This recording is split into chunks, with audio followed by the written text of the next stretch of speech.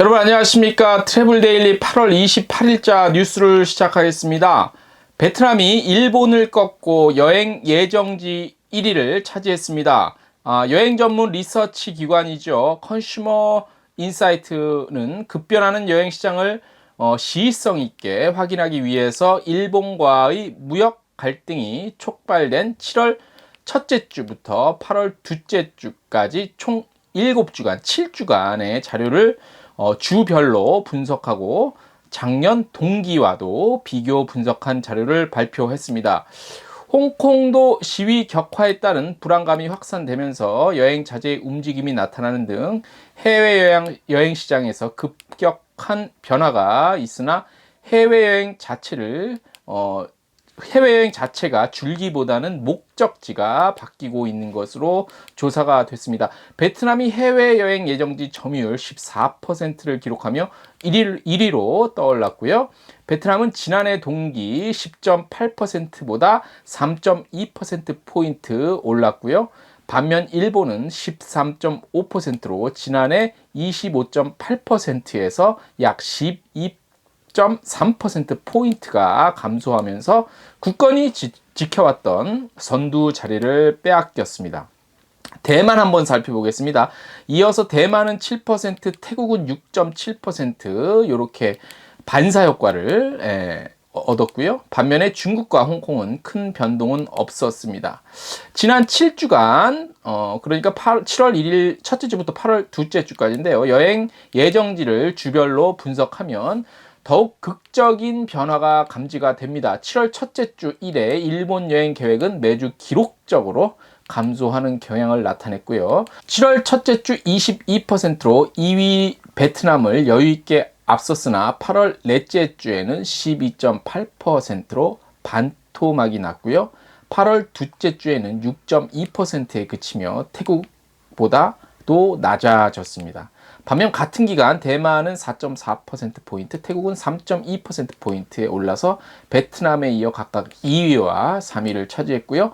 홍콩은 7월 다섯째 주까지 꾸준히 상승하다가 8월 들어 주춤하면서 8월 둘째 주에는 3.6%를 기록했습니다. 일본 여행 위축이 아웃바운드 시장 위축으로 이어질 것이라는 우려와는 달리 지금까지는 목적지 재편으로만 나타나고 있습니다. 한편 같은 기간 국내 여행 계획은 70.4%로 작년보다 다소 늘어났고요. 여름휴가 피크 기간 이후에 감소폭이 전년보다 둔화되기는 했지만 평소보다 이른 추석 연휴의 영향으로 이 같은 결과가 나온 것으로 보입니다. 근거리와 저비용 기조 안에서 대안으로 대만, 태국 등 가까우면서도 인기가 주춤했던 지역이 다시 떠오르는 것이죠. 해당 결과는요, 컨슈머 인사이트 소비자 동향 연구소가 매주 여행 소비자 500명을 대상으로 수행하는 주례 여행 행태 및 계획조사를 바탕으로 발표된 자료입니다.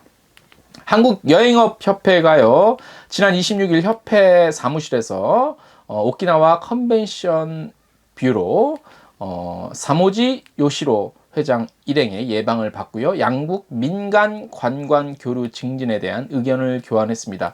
오창희 회장은 양국 민간 교류의 감소가 여행업계에 어려움을 겪고 있지만 함께 극복한 사례도 있어 앞으로 적절한 시기에 민간 교류 촉진을 위한 교류단을 상호 파견하는 것이 필요하다고 밝혔습니다.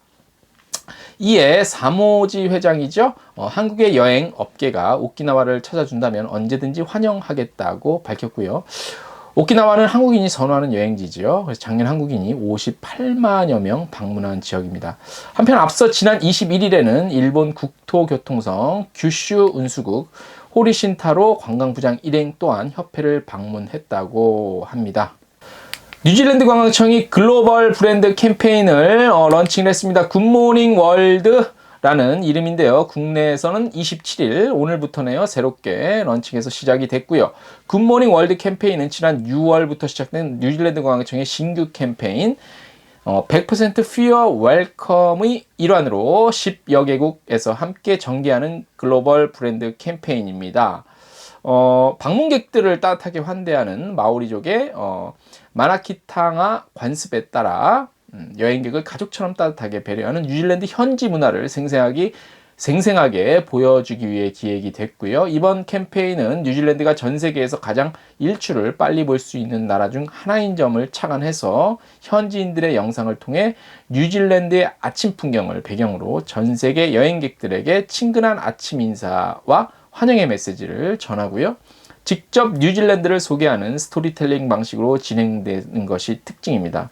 뉴질랜드가 하반기에 많은 변화가 일어나죠. 항공기도 새롭게 오래간만에 다시 재취항을 하고요. 관련해서 그 비자 관련 문제도 새롭게 이슈가 있으니까 올 하반기 뉴질랜드를 비롯해서 또 호주 쪽 관련 항공들도 새롭게 또 취항을 하고 여러 가지 이슈들이 있습니다. 올 하반기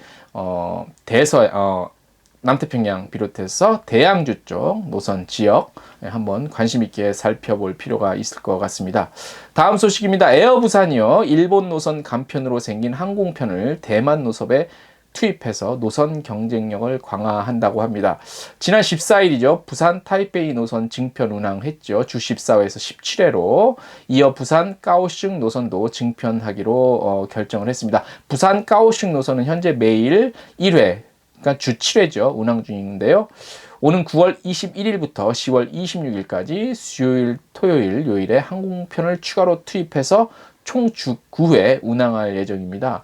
에어부산 관계자는 일본 불매운동 여파로 동남아 지역 여행 수요가 증가할 것으로 판단해서 대만 주요 노선 증편을 결정했다고 하고요. 앞으로 동계 시즌 동남아 노선 신규 취항 및 증편도 계속해서 검토 중이라고 밝혔네요. 다음 소식입니다. 터키 문화관광부가 이스탄불 밤 명소를 추천했습니다.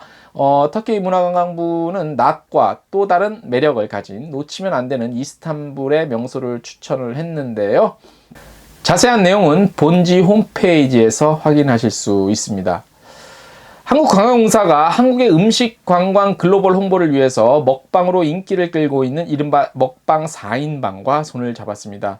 코미디 프로그램이죠. 예능 프로그램인데요. 맛있는 녀석들이라고 하죠. 개그맨 유민상, 김준현 등 4명이 나와서 진행하는 프로그램인데 29일 한국 음식 관광 홍보대사로 임명을 하고요. 외국 관광객 유치를 위해 외국인이 한국에 오면 반드시 먹어야 할 음식 20선 관련한 콘텐츠를 제작할 계획이라고 밝혔습니다.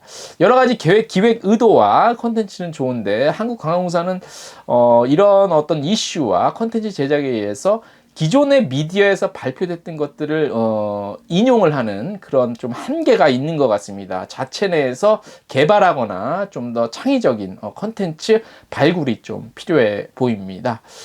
오늘 트래블 데일리 소식은 여기까지입니다. 최근에 일본 사태도 그렇고요. 그 다음에 홍콩 사태도 그런데 여러 가지로 아웃바운드가 곤란한 지경에 많이 좀 처해 있는 것 같습니다. 하반기에는 각종 문제들이 좀 해소가 돼서 더욱더 인바운드도 그렇고 아웃바운드도 그렇고요. 더욱더 성장하고 발전하기를 트래블 데일리도 응원하고 바라보겠습니다. 오늘 트래블 데일리 뉴스 여기까지 마치겠습니다.